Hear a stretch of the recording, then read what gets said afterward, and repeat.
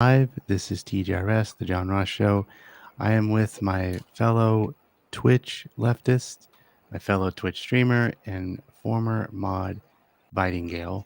How you doing this morning? I'm doing pretty well. I'm stressed a little bit too. There's been a really lot going on over the last couple of weeks, especially, and even before that. I just got back from a family trip that really wasn't that much of a vacation at all. It was very much stressful, and then I came back to kind of a whirlwind of stuff. So it's actually been quite stressful. It's been hard to take care of myself, actually. I think I was just telling you before we went live. I only just even have my coffee this morning, and I haven't really had breakfast. And I was like trying to get some time to, go to the garden and to go, do some cleanup around the house. And I'm actually taking a trip. My partner's already gone, but I'm going to be joining her this weekend. And I have to get ready for that. I have to pack. I have to do so many things to take care of everything, and a lot of this stuff has taken me away from that. It's been really important, but it's also trying to find a good balance of things. I just want to say good morning, everybody. No comment check. Veneth Estrella, welcome in. I'm also restreaming this, or I'm streaming this also on my own Twitch channel. I may be like addressing a couple of comments here in my own chat. But y'all, I'm not displaying Jonathan Ross right now on my own stream because I couldn't totally figure out how to do that right now. But maybe I can figure that out. Maybe on the fly a little bit while we talk. But welcome in. Thank you for being here. The Emo Dragon, welcome in. We're talking with John Ross, having a conversation between myself and him about TYT mods quit, hashtag TYT mods quit, and what has been going on and things like that. So, but yeah, how are you doing this morning, John? I'm doing good. I also want to say, as you say, we're both streaming. We're streaming live on my YouTube channel, TJRS, on my Twitch channel. Go follow both. I know it's been a while since I've been streaming. The events of these last 2 weeks have been really, really overwhelming, and like just I don't know, a lot of hard to take in for everyone involved with the events of TYT and the moderators, and also we should mention Benny Carollo quit. Absolutely. Sandy Lovis is no longer with TYT. Mike Figueredo ended his association with TYT on May 1st. So, yeah, there's been a lot of controversial stuff surrounding the Young Turks and our former affiliation with it. Again, the TYT mods quit hashtag is in the little Chiron there. We have Lefty Lindsay. We have Heck yeah. Our fellow comrades. Just say hi. I'm not really so great at, hashtags and stuff like that, but I really find that useful, especially on Twitter, because you can actually search the hashtag and see all the posts that have been related to that hashtag. And I've actually found that a really convenient way of going in and liking all the posts and things like that, because it's actually really super easy to miss something. Leftist Jess, welcome in. Yeah. I also see we have the Letter Hack, Left Leaning Lindsay over in your chat on YouTube. So it's really good to see friends. Yeah. Yeah, like I said, and also like shout out to Letterhack. Thanks again for letting us all come on his show this past Saturday and air our why we left TYT again. It's I sound like a Rogan record. I mean, we both do. This is like really, really just again an overwhelming feeling the last 2 weeks. Hey Adrian, yes, hashtag TYT mods quit. It's again, we need to talk about obviously the letter, the letter, the resignation letter. I don't know if you can pull that up. If I thought about it, I would have put it in my private chat, and then we could just have like a link to it, because we do need to talk about that letter. Yeah, absolutely. Forbesilla, I'm going to link it in my own chat, and I've been doing that over this past week because, just I want to touch on the how there's been a lot of burying this, the lead on this. There's been a lot of trying to push this story under the rug and make it so that people just kind of ignore it, and that they kind of get distracted again by this 24 hours news cycle. And if we just keep throwing stories and stories and stories at your face, you won't even you won't even think about TYT mods quit. And you'll just think that, oh, they were just a bunch of like disgruntled people who just like decided to F off because they're just jerks. But it's really crucial. One of the things that I don't know if I want to call it a demand because I've already left, right? But one of the things that I want to give a shout out actually to No Comment Chick, who I was really graciously invited onto her stream last night. And we got to discuss what was going on. And I really am grateful for that opportunity. I'm also grateful to the Letter Hack and everybody who was able to be a part of that, because Sandy Lovis as well doing a video on it about TYT mods quit, leaving en masse, good. This gives exposure. This doesn't let them kind of get away with, these things. And look, we can go back to the letter while I do a quick shout out. Yeah, so one of the main reasons we wanted to talk about that letter and why, again, that like we have, because I wrote some notes down. I actually was going to kind of like try to do this like base by base. I didn't have enough time to write questions, as this is typical in interview. Left-leaning Lindsay reminded me, don't forget the exposure Andrew Ravinsky has given us. That is true. Andrea has been one of our biggest, as I say, she was just on. So shouts out to Andrea from Above It All. Ravinsky, absolutely. And I want to say too that she has she kind of clued me in to a few things in the lead up to all of this in late June, where these issues, these clips were coming up, and these and also perspectives around that where hold on, because I'm asking my chat whether they can hear you well and everything. Just giving some exposure around that and showing these clips and everything, and also making the point that if these other hosts and other people on the network and things like that refuse to speak up against, not against the people, not against the people, but against the talking points. Even so many people could not just even bring themselves to say, I disagree. I was thinking about this last night and this whole time, but really just like, I disagree with this point. I disagree with this information. On further review, I read this article by this person, in the Atlantic, Jesse Singal. I hadn't, I again, and you mentioned, I feel like I'm repeating myself, but things bear repeating. And I only had heard, I literally only heard about Jesse Singal as part of this kind of controversy.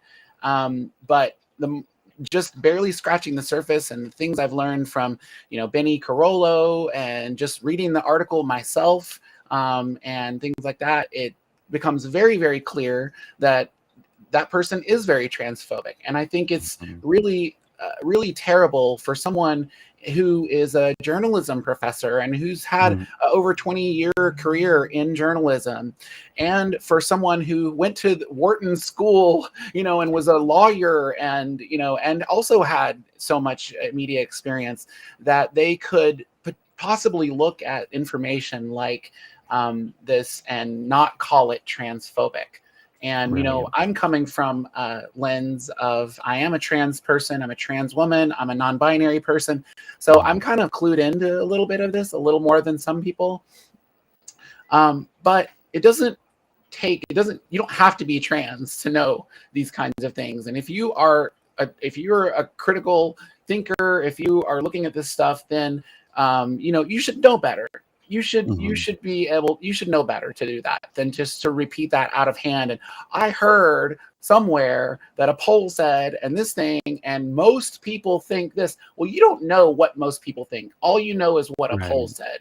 And using polls as a way to erase us, to erase marginalized communities, is really a big problem in my eyes. Yeah, I agree. It's, again, if I stumble with my words, I apologize. I apologize to my viewers. I apologize to Vightingale's viewers over on Twitch.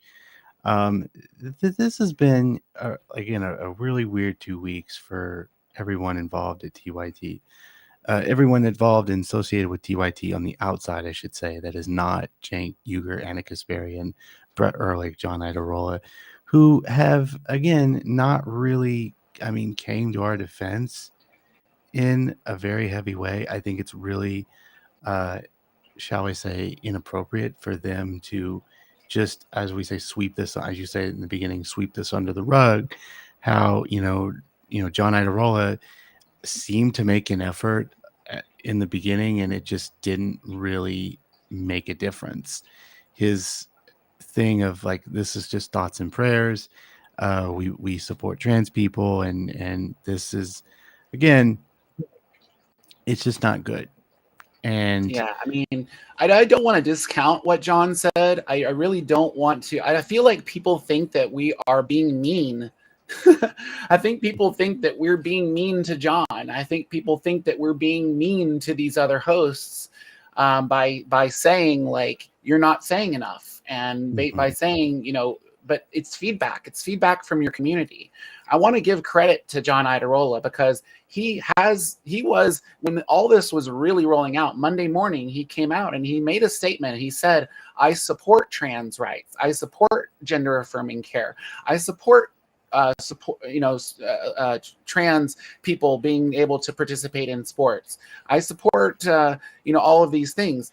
Yet I really needed more from John. I needed to hear him say, and I've been hearing a lot of the controversy, and I've been hearing comments from my coworkers, and I've been hearing, and maybe even call them out by name and say, I know that some people are upset with some of the comments by, my colleagues, and Anna and Cenk. And I wanted to just say that I have particular points that I disagree with them on. And I would love to actually have a dedicated segment to where we can address these things that we disagree on. They get to control all of their own programming. They get to decide what stories they cover and what stories they don't. So when they decide not to cover the transphobia of Jesse Singal, that's a policy choice. That's a business decision. Looks like I'm freezing up here a little bit here, so sorry about my computer. No problem. I don't know what's going on there, but my computer is kind of a piece of crap. Hopefully you can still hear my audio. Yeah, audio's fine. Okay, good, y'all. Sorry about the freezing. No, it's fine. It happens. Trust me. This is like not the first time that I've done interviews where, especially with my computer, it's over 12 years old, probably 13 now, and we've got some leftist video and audio here. But that's another issue, is that like I'm not wealthy, I'm not rich, I don't have money. I want to make that sure that's clear, because people are like, oh, these Jannies need to go get a job now. Well, most of us have jobs, or like to work jobs if we weren't disabled and things like that. That's not me, but I know that many of the people from our community are in that boat, especially among even the people who were in the mod community and the people who left the mod community. I didn't even think about it, but mentioned that like most of the mods that left had, or that they were dealing with and stuff. And so, to be supported by TYT in some kind of way, more than these thoughts and prayers, and that was Andrea's reaction. But I think it sort of like, I think it kind of holds them up to their own standards a little bit. And I really did need John to say, I disagree. And we submitted a very well-written, a very pointed letter, not disrespecting, point by every single thing that we objected to, the reasons why we were leaving, the reasons why we could no longer stand to be affiliated with TYT and the extended programs, while they sit idly by and silent in the face of oppression. have been extremely upset over this entire situation.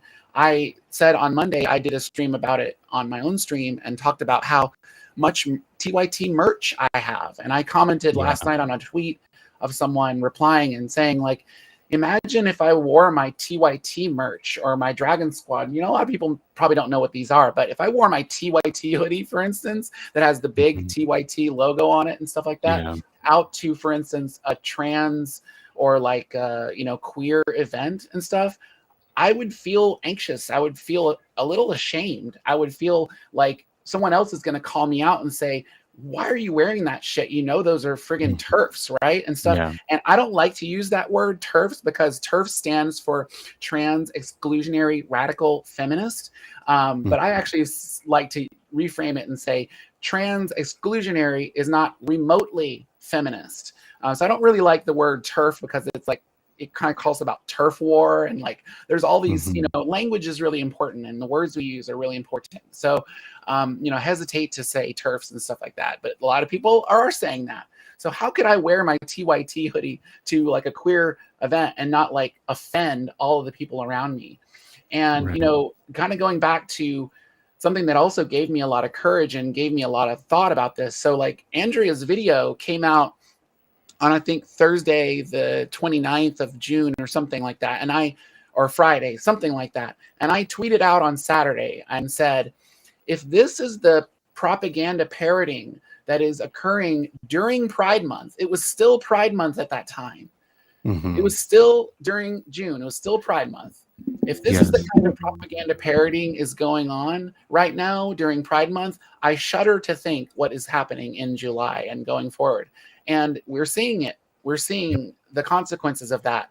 And then when Benny Carollo left, and posted her video of why I left TYT, I was like heartbreaking in a way. But I was like, you know what? Every single thing Benny said was correct. Every critique that she had, every reason that she had for listing why she couldn't stand there, why she couldn't represent, why she couldn't be seen to be in tacit agreement or anything with that. And everything also about that she shared that no one knew about, like, you know, her trying to share information, her trying to share, you know, facts about what was going on. And that being completely ignored, and not only ignored, but also doubling down and saying, you know, Jesse Singal is not transphobic.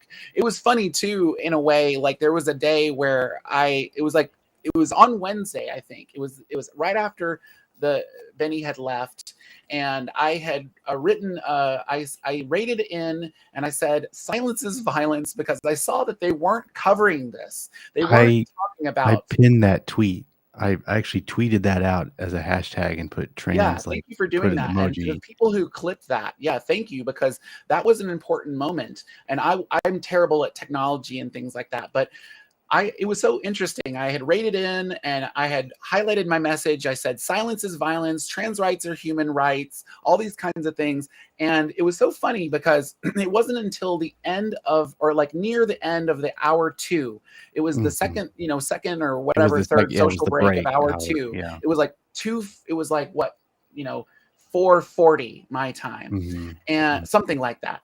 And she responded and says, Vightingale, our member on Twitch, says silence is violence. So obviously she's talking about Benny Carollo, and let's go into Benny Carollo. Now, I just want to pause there to say, why did she think I was talking about Benny Carollo when I said silence is violence? I didn't mention Benny's name. I didn't mention anything about that, but apparently that brought something up in her that she knew what I was referring to. She knew that trans rights is an issue to the community. She knew that Benny Carollo left because of these trans issues.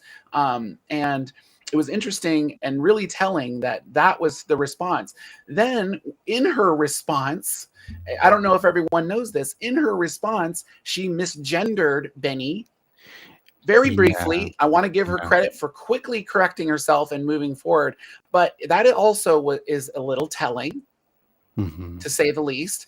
And then she went on to not really say that in any kind of, she kind of said, I wish her well, please go support her. She's got her own YouTube channel or whatever, those kinds of things. But then she also undermined she undermined Benny a lot by saying that, Yeah. it was Twitter, who told Benny to leave It was Twitter drama. and all these kinds It of was things, this as if she left-wing didn't drama. have a mind of her own to make up her own mind and to know the facts, and as if Benny hadn't shared those facts with them. And so I just found that all to be really disingenuous, to be also really very defensive, and you could like hear it in her voice, you could hear it in that moment, and it was only responding to the social commentary. It was only responding to the raid, to the highlighted messages.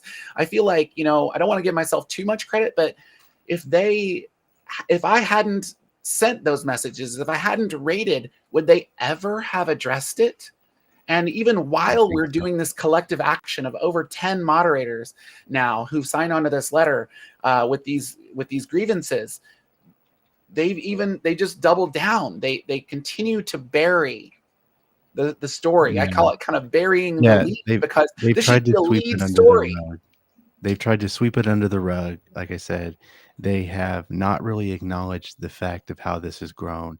They have decided to just move on as per usual, like they've done before. I mean, this is typical of a network like TYT. Every time they get themselves into some sort of controversy, whether it be this or something else, they always try to find ways to sweep it under the rug and try to go back to normal. What really also kind of set me off was Cenk's response to Benny leaving, and how he, like, just, for lack of a better word, scapegoated himself out of any trouble, and by saying that Benny was just living in her own little bubble. And it's Right. just like she was trying to show Cenk that she has all this, like, educational background, like she knows this, like you said, she's got, like, I don't know how many years, 4 like degrees, 4 I think. I degrees. didn't even know that. And she's also has all of this lived experience, from the Right. military and as a person. And Mhm. anyway, go ahead with what you were saying. And she was trying, basically what she was trying to actually explain that over the phone with Cenk, and Cenk was just misinterpreting things, and again trying Right. to say that Benny lives in her own bubble, which I have to say is a little offensive to Benny. I mean, how can you say that to someone who actually gave a lot of time and effort to the network and Absolutely. devote a lot of issues of transgender rights and tried to make the network see sense of it, and then here you go on a private phone conversation, say to Benny, "Oh, you just live under your own little bubble. It's no big deal." I mean, that is so offending to someone like myself as a minority. Just FYI, I think my audience knows I'm a person with a disability. Mm. As a minority who reaches out to other minorities, that is so effing offensive. I'm going to try not to Yep. swear because it's too early for me. It's 12:30 my time, but it's still morning in your area, so I'm going to try to keep my 4-letter words. I don't mind cursing. I don't know what's appropriate for different platforms and things like that. But, anyway, it Yeah, I was mean, really, really offensive. Absolutely. And for him to call for him to say, oh, that anyone who objects to my point of view, anyone who thinks about this in this kind of way, they must just be a trans rights activist. They must just be a radical. They must just be somehow just going off the deep end, and they're going to lose elections for us. I couldn't, when he said that, I was just like, but he's said that stuff before. That's the issue. He's said that kind of thing before. He said, if you push too hard for defund the police, if you push too hard for abolish the police, you're going to lose people. You're going to lose them. You're actually going to drive them back to the right, and then you're going to lose these elections, and they're going to be more terrible for your community, and then you're going to be responsible for their downfall. What a flip, and what a putting the responsibility of elections being won or lost on individual people advocating for civil and human rights. I found that to be just like terrible, and Yeah. that reflects in the unhoused, the coverage around the unhoused, The around coverage around the policing, homeless. which affects marginalized communities the Yeah. most. So god damn it, yes, I am going to curse. You know what? Yeah, Yes, no problem. defund the police. The police are a militarized, overfunded, bloated institution that have Yep. riot gear, wagons, pepper spray, batons, tear gas, pepper bullets that they They shoot have at people. everything. I could go on and on. Rubber bullets even is a misnomer. They are steel rounds coated in rubber, which can be lethal. They have beanbag rounds. They have riot shields and gear. They have, which is intimidating. Even if they're just standing there in this big, like, long line, that's intimidation. Yeah. They use kettling. They use bike, like, phalanx, like it's like a war. And they're committing this war on citizens, the very citizens who are paying their salaries. I think 40% of like police, or commit domestic violence, and Emo Dragon in my chat saying they don't prevent crime either. Absolutely. They just respond to it. And they usually respond to it in terrible ways that like brutalize the very people that they claim to serve. So yes, defund the police as a short-term goal and put that funding into what? Schools. So we have a smarter electorate. Put that into what? Community services like food, shelter, housing, like things like that. That there's plenty of money in those police budgets, billions and billions of dollars. Like it goes into this policing, this nanny state. Like if you even on the right and you don't like the nanny state, then you should say fuck the police, because the police are the ultimate nanny state. Oh yeah, and the police I believe in police abolition. Yes, police abolition. And I think Cenk and maybe even Ana to some degree purposefully misunderstand what that means. And when Olami Alurin, another person we should give a lot of credit to, came on the Young Turks to debate that with them, they like, you could see the defensiveness. You could see this like visceral reaction to what she was saying, and it wasn't just a discuss. It wasn't just it wasn't just like a debate, like to discuss the thing. There was like it was almost like you could sense some defensiveness in that. And I was like, what is going on here? And like I said, this has been coming for months and months and months. Yeah, I mean, it really a year, but yeah, like 3 months, ago, Ana made that now controversial like birthing comment, and that in itself is just so like terribly wrong. And yet here we are, 3, 4, 5 months later, she's, everybody has left, TYT. A lot of us have disassociated ourselves because of these controversial takes. I think Letterhack actually makes a point that we could talk about. All that stuff is literally donated. This is our comment about the policing.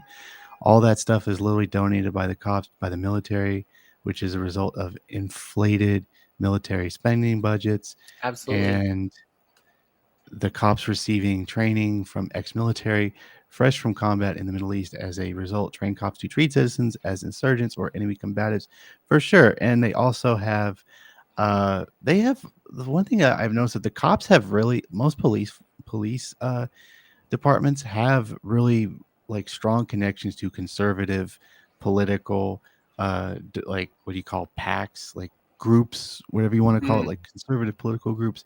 I mean, half the folks had the support of Donald Trump, let's be real, in 2016 and 2020, and whoever the nomination is going to be in 2024, we don't. I mean, it's an open book at this point. Be sure that the police force is very much conservative leaning. I have yet to see anybody in police or any kind of like military background even show something out of that. All the cops in my area belong to Freemasons, and left leaning. I hope she doesn't mind me putting her comment up there, but she says all the cops in my area belong to the Freemasons, my dad being one of those.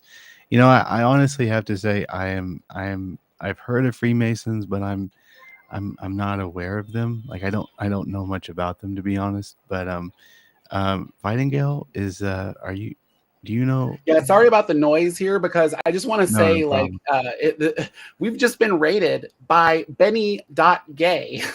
If you don't know, Benny Carollo Yay! rebranded Yay! to Benny.gay. So, welcome in, Raiders. Welcome, Benny. Thank you so much, everybody, for being here. This is not the normal time that I stream, but thank you. Welcome in, Benny. How was your stream?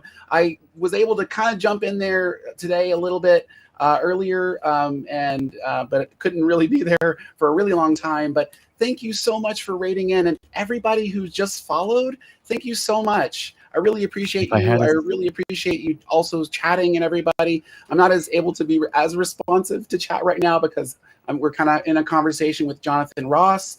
We are this Jonathan Ross and myself and many of the people who are here and many of the people who are on Jonathan Ross's stream were part of this collective action, TYT Mods Quit. So welcome in, y'all. If you have questions about it, I'll try my best to read chat and to respond to that. But we're kind of just having a discussion between Jonathan and myself, going over what happened, the reasons for the TYT Mods Quit collective action.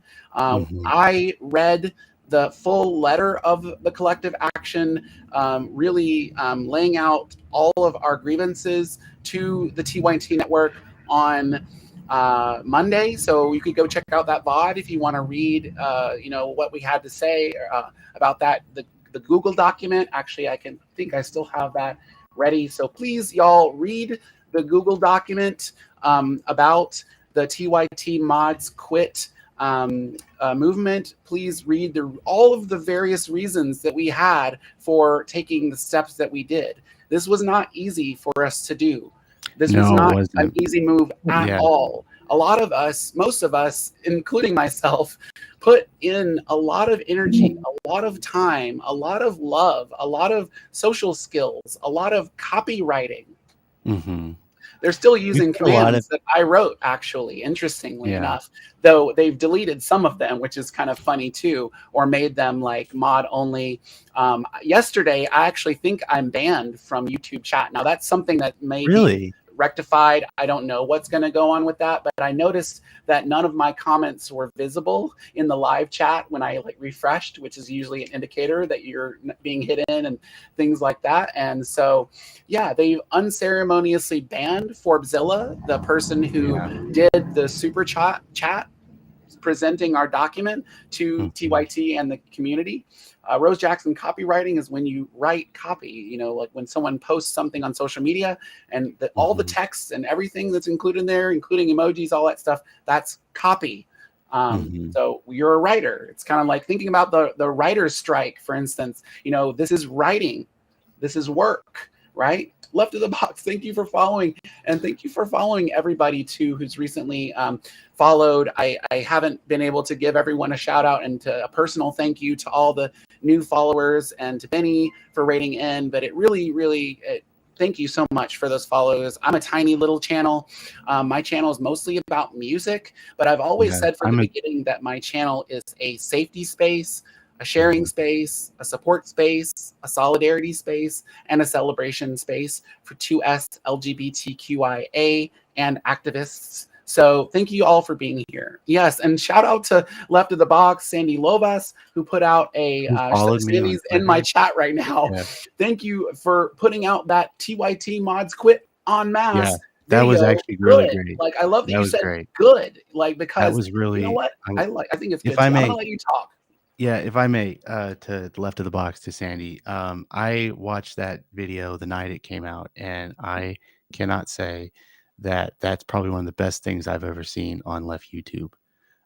So thanks to Sandy. Thanks for the follow. She gave me the follow, which on Twitter, which I'm actually was so thrilled about.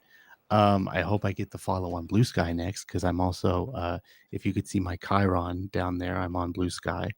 I actually this morning got my first invite code to give to somebody, and I don't know Oh, who nice. I think I already gave it out, but there's I need to make a list of people.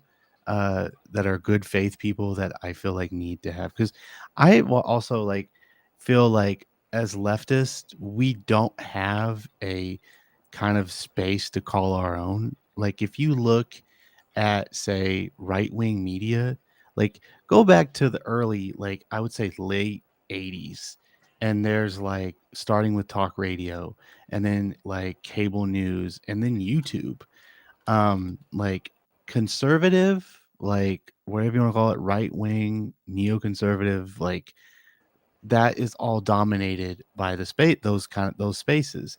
The left doesn't have a space. Like we have some part of YouTube, but not all part of YouTube. We have Twitch, we have stuff like this. Yeah. We have Blue Sky, because I've noticed since I've been on Blue Sky, at least most of it, I hope all of it, but most of it is left, like progressive leftist people that are either friends, comrades, and people that are well known. Um, and that kind of makes me wonder. Do you think that we could claim that space as our own? Because I think we can.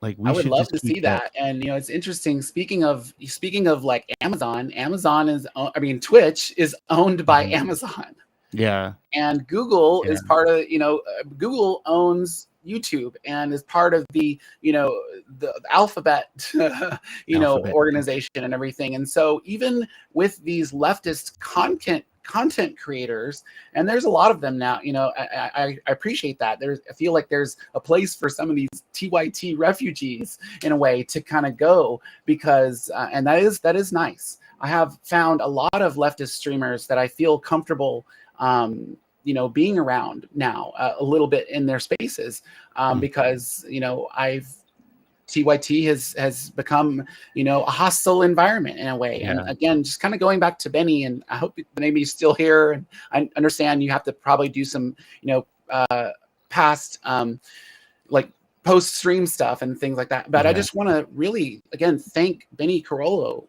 for laying that all out and being the first one. Benny didn't do this as a part of a collective action. Benny left on her own. She had these conversations, as I understand it, with her, her partners and things like that. But Yeah. she made the decision to leave, and she talked about exactly why. And I think that I don't want to. That shouldn't be minimized at all. That Yeah. must have been incredibly hard to do. And there's been so much backlash that Benny has received as part of that in comment sections and from TYT members and In from Twitter Cenk posts. himself, not Yeah. saying Benny's name out loud, but obviously referring to Benny in a way. But then also saying that to all of us, like the words like, if you think that this is going to win the elections, you're an idiot. And yes, I'm calling you an idiot. Well, he was calling me an idiot as much as he was calling, he's calling Benny like that in a way of like a dog Yeah, whistle kind of way. But it yeah, was like, he I felt really insulted by that. And I know that I'm not alone. Mhm. Yeah, his tweet. Yeah, his tweet, we go back to it. I wish I could pull it up, but I could probably remember it verbatim. His tweet by saying that like somebody had said to him, "Why don't you have like Benny on to discuss it?" Right. And he was to discuss a certain story, and Norm he was stuff, like, right? "Oh, yeah, she's not she was too popular for them, or she wasn't right enough, or like all this ridiculous stuff." This was probably, I think this was like last week when Jank responded, because it was during Leftist Mafia. And then I was watching Leftist Mafia. They talked about it suddenly, and then I saw the tweet and I wanted to respond. There was a part of me that wanted to engage, but it was late at night. I was tired. I was like, I'm gonna have to pass on this, Mm. because even though I know where I'm coming from, this is horrible. This is screwed up. This is just like a bunch of bullshit that what they're doing. Yeah, Um, in chat, I stand in Benny.gay solidarity. says, he Yeah, said I was too pure and unhinged. that's just the thing about I they just use like, how these. insulting, how Yeah, demeaning, they how use belittling, these how offending. They use these offending, insulting I'm so buzzwords. sorry that happened to you, Benny. I'm so Yeah, sorry for. exactly. I really keep framing it this way because it really needs to be framed this way. This was a Mm-hmm. hostile work environment. Vinny may Mm-hmm. even have a legal case against the TYT network in a way. And, you know, I Mm-hmm. supported the TYT network for a really long time, long before I Mm-hmm. became a moderator. But I've been a moderator for the YouTube channel on TYT since November of 2020. So Mm-hmm. I'm not just like a casual, you know, person here. I watched all the shows. I moderated all the shows during that Mm-hmm. time and everything. And but then for them to turn their back on marginalized communities, for them to turn their back and to insult and to demean and belittle and berate their Mm-hmm. own content creators that they Their own hired, group. that's disgusting. That's Yeah. absolutely disgusting. So It turned my stomach, and I yeah, just like I couldn't stand that any longer. I cannot blame you. I couldn't. I mean, I was only there 3 months. So yeah, I started I think in May, June, July. Yeah, so 3 months. I remember I did that shadowing period in April. So I guess 3.5, 4 months, whatever you want to call it. So like you said, you were a mod. So you started in November 2020. So you were a mod for 3 years. Can as if you want to, if you don't mind me asking, like could you take me through the process of as much, like if you can remember? I know it's like it seems like a long time, but like what that process was like for you as a mod during that time, like what kind of like your interaction, if not with Cenk and Ana, but Yeah, the with the other mods at the time, because I think when you joined they didn't have a lot of the training and the note taking and the uh what else you would call it at the time, yeah, right? Like this all was new to me when I joined, and there was also things about, I wrote it down in the bullet point note that I have, promises that weren't kept. I think they like offered they said they would like give you incentives for like, I think, meeting with the two main hosts in exchange for the hard work that never happened. There no, was that was never offered from the beginning. That was something that we actually had to. That was hard fought. That was those like little tiny bits of acknowledgement were actually Mhm, something that were really worked hard for. So yeah, mhm, when I started in November of 2020 moderating, I had been watching the damage report for very, very regularly. I was part of those chats since March 2020 when the pandemic hit the worst of it, mhm, and people were going to lockdowns. I lost my job. I was laid off. I was actually put on furlough first, and then I mhm, was laid off completely. And then like a week later, our benefits were withdrawn. So I was there. I was collecting unemployment. I didn't have a job. I didn't have insurance. But I was looking to the damage report. I was looking to the TYT network. I was learning from like what's going on.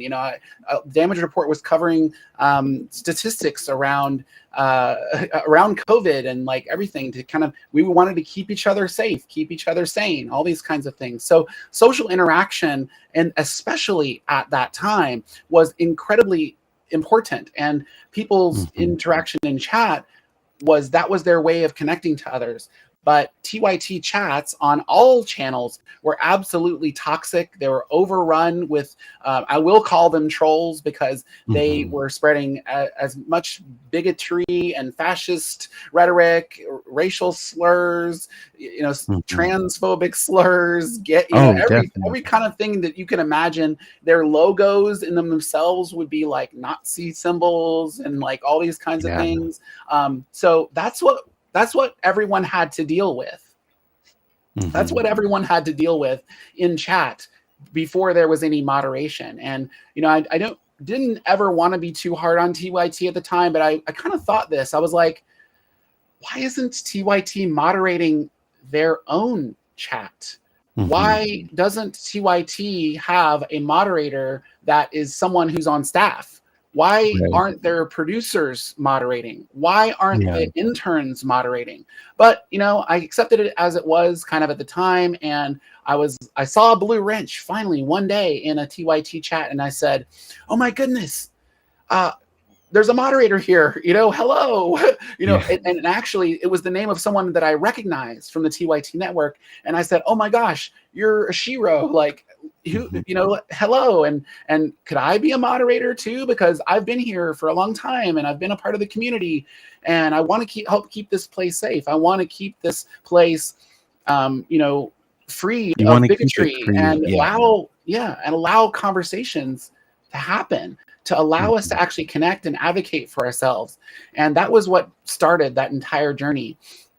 And we absolutely had to build the mod program from the ground up. We Right. made all kinds of decisions about how we would have accountability, how we would, if there was, what would happen, and like if there was any guidance. I think some other mods who were part of the mod, TYT mod, quit. And y'all, please follow and share the TYT mods quit hashtag, because the TYT is trying to bury the lead on this story. They're trying to not have their hosts talk about it. They're trying to have people not disagree. The network has already suffered for this. I don't want to attribute the changes in the network completely to our movement, but two channels, 2 hosts, which someone else mentioned, who have black hosts, have been canceled. I'm not canceled totally, but their live show will no is longer over. be airing as a live show. And they're going to be posting video posted only content. Now, I wonder why that is. Like, it's very convenient that on the Monday after the Friday where TYT mods quit, they decide to make these really big, drastic changes to the watch list and Unbossed with Nina Turner. Now, I'm actually still kind of disappointed in both of them too. Right. As much as I love them, I'm disappointed with them for also not talking about this issue and not disagreeing with their coworkers. Dr. Ritchie has not disagreed. Dr. Ritchie has not addressed this at all. He hasn't even said as much as John Idarola said, which was, "I support trans rights," and all this stuff. He has had Benny on. He's had, things. I think he has stances that are supportive, but he hasn't condemned the transphobic remarks. He hasn't condemned these comments by his coworkers. And that is very telling. Whether that means that these hosts don't disagree, that's one problem. That's a really big problem if they don't disagree. And if they do disagree, but dissent is being silenced the way that dissent was being silenced by moderators, then that's a huge other problem. So it's really bad. I'm going to turn this air conditioner off so there's not too much background noise. But yes, continue. No problem. Yeah, the other thing I wanted to point out was the fact that there was, in bringing it back to the support for Andrea, she makes a great point of saying one of the reasons is because they're too comfy. They're too comfortable in their surroundings, their studios, the atmosphere that they have at TYT that they've had for so long is in fact preventing them from actively disagreeing with Cenk and Ana, because if they do have that disagreement or make that disagreement, they're going to get fired. And what are they going to do? I mean, they could go independent, which is a really just like weird everyone argument else. in and of itself. I just have to say that's a really weird thing to say, because if you were in any other work environment and you spoke up a disagreement to your boss or to your coworker, for instance, because a lot of these people they're supposed to be on level playing fields, right? They own the network together, in a way. And if you were to voice a disagreement on a policy or sharing some information with your boss, and they were to fire you and you lost your job over that, what would that be? That would be a wrongful termination. So for people having all of this concern trolling, that's what I think it is. I didn't really think about it in this context. But for people to be doing this concern trolling, to say, what about John Idarola? He's got a baby coming along. What about Francesca Fiorentini? She's got a baby. What about Dr. Rashad Ritchie? He's got a family. What about Nina Turner? She's got a political career. What about JR? He's got a family. What about all the people who's got the most institutional power in the situation? Mhm. Well, what about the moderators? What about Yeah. me? What about about you, us? John? What about left-leaning Lindsay? What about Adrian Vixen? What about Goddess Yeah, Four Winds? Zilla. What about John G? What about Spectrophonic? What about Zero PE? What about, I want to talk about the other, and this is not just, what about, she goes by Rain, left before us. So this is not, the collective action is 11 people now, I believe. But there were other people who left TYT from these ideological, objections. Bakery Monzeta, yes, absolutely. Bakery Monzeta absolutely deserved credit for leaving. So y'all, follow the TYT hash. Follow the hashtag TYT Mods Quit. We're going to try to acknowledge as many people who are part of this as possible, and I want to give full credit where it is due. And I think even some of the people, especially the moderators, and also a lot of the community members, they're torn. There's heartbreak. There's conflict. These are people that we loved and supported, and were like, yeah, we learned from them. We became part of the Dragon Squad. We became, these leftist warriors for progressive values. TYT calls themselves the home of progressives. And I felt a home there for a while.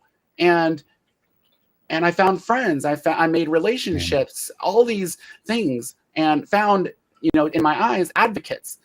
But then somewhere along the line, there was this turn. There was this, and they just say, oh, no way. We couldn't be doing a right-wing pivot.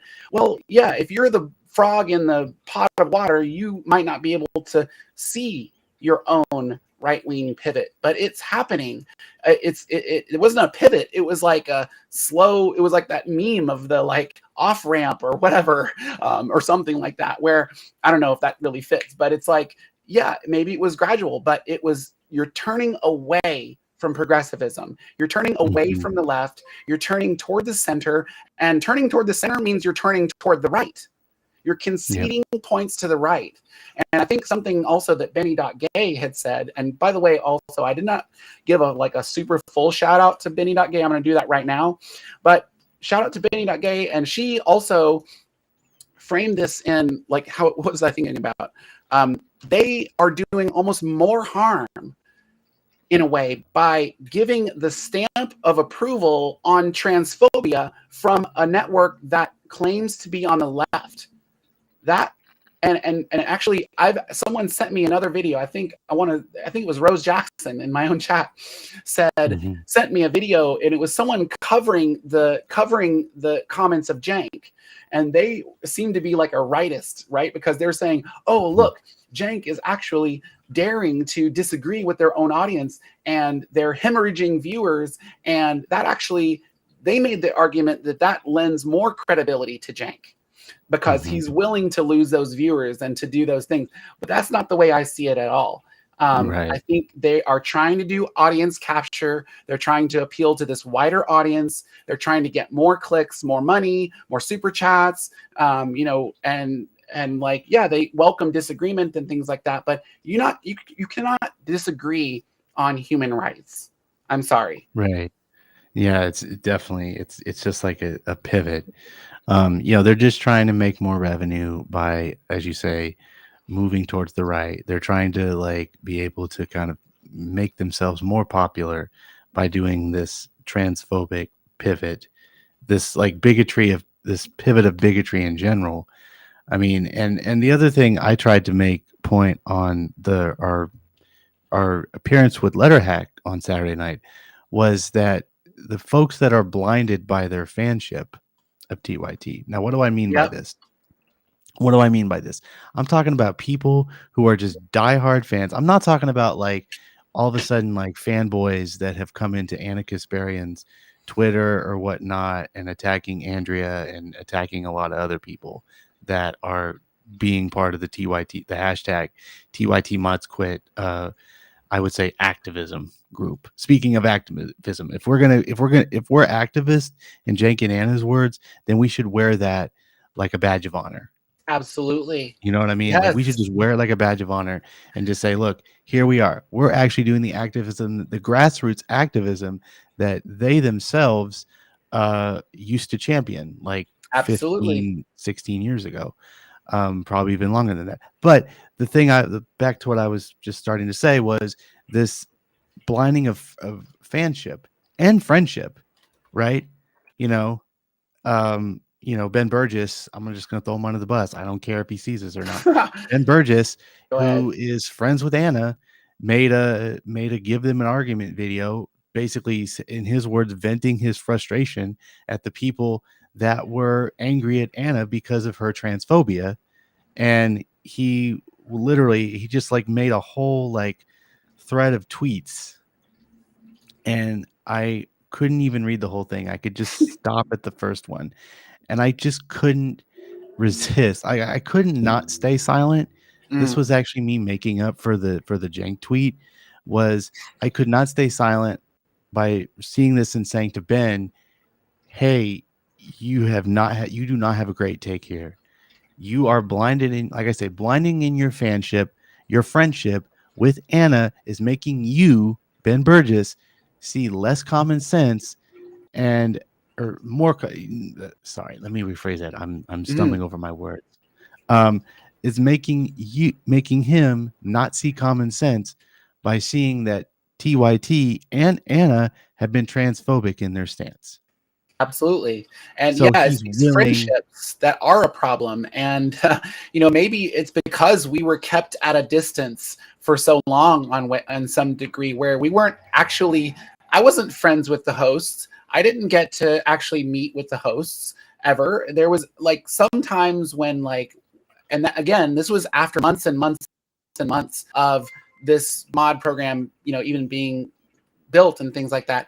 Sometimes the hosts it was like a special treat. We would have, a meeting and, the host would kind of like come and meet us and kind of like get to know us a little bit, and even that was a little difficult, but that was like, oh, great. This is nice to like finally see, each other's faces and behind the handles and things like that. And that was kind of nice. And, I think it wasn't until like just about 6 months ago when they started finally actually giving verbal acknowledgments out to moderators, not even by handle, but just saying, hey, thanks to the mods out there who are keeping our spaces safe. But they didn't say, hey, Goddess 4 wins. Goddess 4 wins. Thank you for modding. They didn't say Adrian Vixen, thank you for modding. They didn't say Vightingale, thank you for modding. They didn't say Jonathan Ross, thank you for modding. They didn't say left-leaning Lindsay, thank you for modding. They said, just thank you, general thanks to the mods, that kind of thing, which is great. It was a change. It was a positive change. But again, it's kind of like, what's going on there if you're kind of taking your mods for granted? Also, I want to say too, this isn't just about transphobia. This is a labor rights issue. I advocated from the very beginning, for as I was starting to call it, a pathway to employment. If you were to join any organization as a volunteer that had an employment structure, you might expect to be considered for employment, at least on some level, right? Yeah, you might have to go through some still application processes and things like that, but someone would see, oh yeah, this person's, been a part of this organization. They've volunteered, they've given their time, their effort, their hours, and their energy, and all these things. And I was never considered for those positions. I applied for the community liaison position. I applied for the Rebel HQ position. I also applied the only reason I joined Twitter was to submit a Twitch pitch video do you remember the Twitch pitch? Definitely. I remember that. And none of those things came to fruition. I wasn't asked to, interview. There was Wow. no communications of on any of those types of the Twitch pitch, that was kind of a contest, that was a community thing. But the Yeah. other things, I was never contacted for so much as an interview about that, to like explain why I think I would be a great, host, Why you would or be a be great a great candidate. contributor, Yeah. or be a great community liaison. I actually wanted to take that into almost community liaison was going to be kind of almost like helping to coordinate the other like moderator team and to serve the community in some kind of way, whatever that means, whether that's in the comments or in the live chats or, on these various platforms and things like that. It could have been something much greater. And to my knowledge, I don't think they've hired anyone for that position. And I don't know if anyone else has applied to that position, but I did. And I said, I've been your volunteer. I've been your moderator for this long. Like, why didn't they consider me for employment? And so, and also going back to the pathway to employment thing, we advocated for some kind of, someone mentioned like a stipend, or, that really could have helped us out a lot in our lives, especially during the pandemic, when people were out of work or couldn't work and things like that. Adrian Dixon is saying in chat that she applied as well. So they didn't reach out to either of us. Adrian Dixon, were you contacted for an interview? That's interesting. But, they kind of squashed that. They kind of said, "Oh, well, let's meet about it. Let's all talk about it." And the framing was always, "Well, you signed up for a volunteer gig. This has been a volunteer, and we're going to keep it volunteer. And does everybody agree that it should be in volunteer? Okay, it's going to be volunteer." And so then they wrote that it was volunteer only baked into the like moderator responsibilities and like the moderator description and all this kind of stuff. So, I mean, Adrian Dixon says, not even an email. Silent. Same thing with me. I did not get even an email response other than like, thanks, automated, like, thanks for your submission to tyt.jobs or whatever kind of crap. So that was really disappointing. But I still continued to mod. I still loved what I did. I still loved the community that I served. I still loved hearing the content that I was hearing. I liked, and we were moderators. I was moderator, and many of us were moderators on many channels. TYT, The Damage Report, Staying Home with Josh Fox. Oh, I remember that show. Conversation was a part of TYT's show, but the conversation. Then there was the TYT main show. Old school. TYT replay. Mirror stream. And I mean, this is all just on YouTube. Then they added, once I started moderating on YouTube, then they started adding more moderators on the Twitch platform. But then even there, I found that there was a disparity. Twitch had a moderator who was also on staff and was leading that moderator group. But YouTube didn't have the same thing. And I wanted to be kind of that platform person on there, on staff. But again, that never happened. They kept all the moderators as volunteers. And that was, I feel like, a bit of a suppressive kind of form. I don't know if they necessarily saw it that way, but it was, I feel like, and it kind of was like set to go nowhere and things like that. But I still loved what I did. I kept gatekeeping. Yes, absolutely. And I still kept advocating for that. And, a lot of people, we were frustrated with a lot of the takes that, were coming out of the host's mouth, but we still stayed, and we even kind of told ourselves, I don't do this for them. I do this for the community. But then this just ramped up and escalated and less escalated. And it festered into something that it wasn't, it shouldn't have been. And a lot of it has to do with them. I mean, the takes they have decided to espouse. I mean, it's just confusing, and it's just, again, disheartening that they've decided to do this. And again, like taking advantage of, there are what the letter was saying, unpaid labor, the moderators like not being able to have a steady income by making them work for free, mind you, with no compensation whatsoever. Faiz Khan says, can you read my comment? Yes, I can read your comment. You said hello, hi. welcome to the stream. Yeah, the other, I mean, the one thing that I joined. Are you actually there? Yes, I'm here. I'm live. I hope you can hear. I hope you can hear. Um, yeah, the TYT, shoot, I just had a memory impairment there for a minute.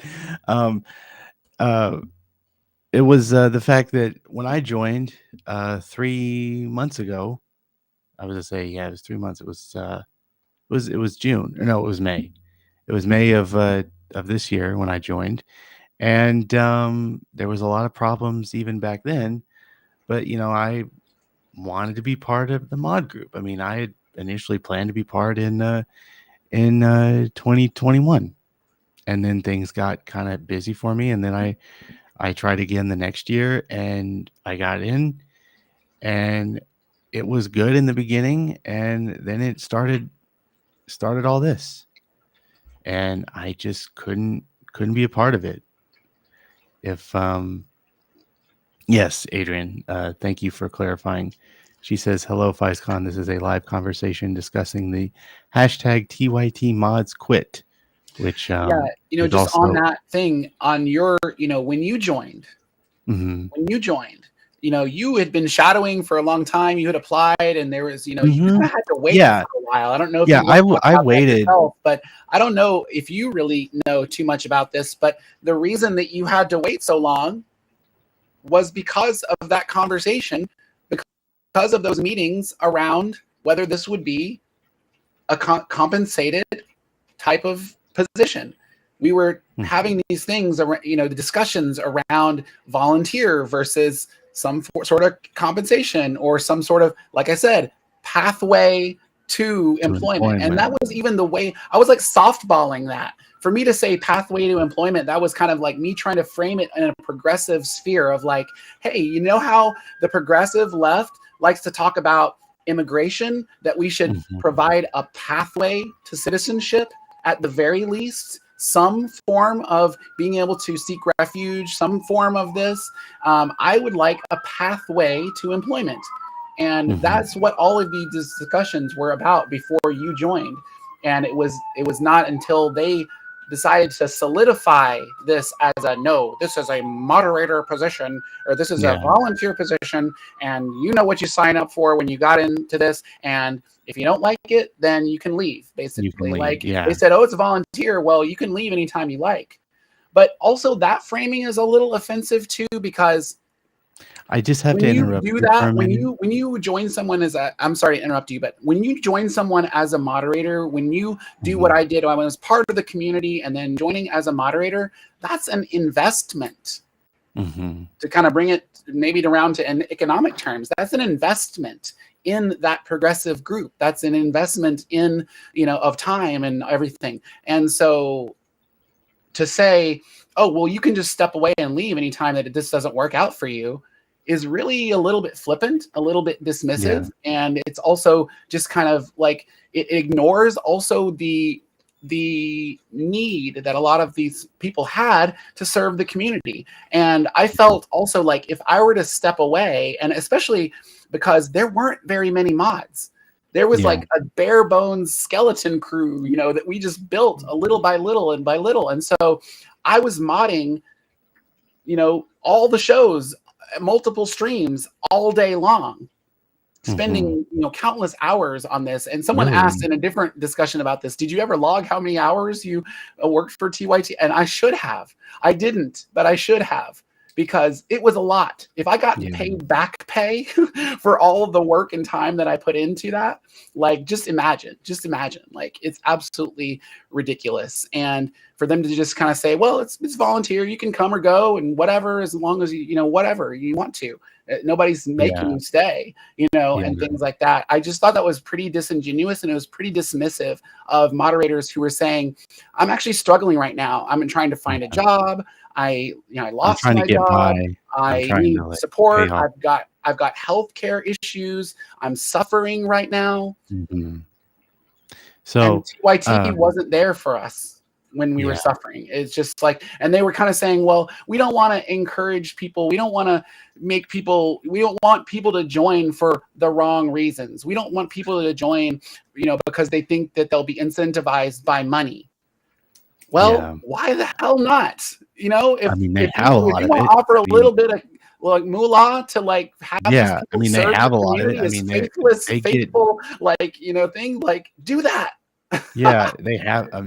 So yeah, at that point, like they have a lot of it. I mean, they obviously have like a lot of like Katzenberg money, Buddy Romer money. Like anyway, I do have to address. Faiz Khan says, "Can I know what Please hashtag do. TYT Mods Quit actually is?" So TYT Mods Quit. So for those who aren't familiar, last Friday, just before the TYT main show, at the time, 10 of us, now 11 of us, I think 12, quit because of the editorial stance that TYT has been going under, particularly the main host, Cenk and Ana, particularly on the issue of the transgender community. Ana, we should also mention, went on a right-wing thinking podcast or stream, whichever you want to call it. I consider this a podcast and a stream. She then starts saying she has kind of had a second thought of people that she used to think were bad, particularly folks like Jesse Segal, who is transphobic. She's also said she's now seen Li Fang in a different way. Do you know who Li Fang is? I will tell you who Li Fang is. I don't. Li Fang Please is do. a I'm not as, former yeah, please do. Li Fang is a former reporter for The Intercept who made some really offensive comments about Black Lives Matter and was very much pro police in 2020. This is what I remember. Akilah Lacey, a person of color, called him out on it, right? He apologized, but it wasn't enough. It is really sickening to see. I don't even want to call her good faith anymore. I'm just going to call her bad faith because that's what I think Ana Kasparian is. I'm not even going to defend her anymore. I don't think anybody should defend her anymore. I don't either. I think it's sickening that bad faith folks like Ana Kasparian could go on these fucking right-wing thinking podcasts and spew this bullshit. And it's just fucking ridiculous. And I'm gonna let you have the last word because we've gone over our hour. Oh yeah, I wasn't even thinking about time really because I could just like honestly talk about this all day because I just there's been so much shit that we've gone through. Like I was saying this on no comment. I want to give her all shout out to and just all the creators. I want to give credit to everybody who supported us. But just I was saying this about like the amount of stuff. I also want to throw this up here to the letter hack. What you volunteering, just like with. Yeah, go ahead. Sorry, we're talking like literally over each other. We gotta have like a bell or something.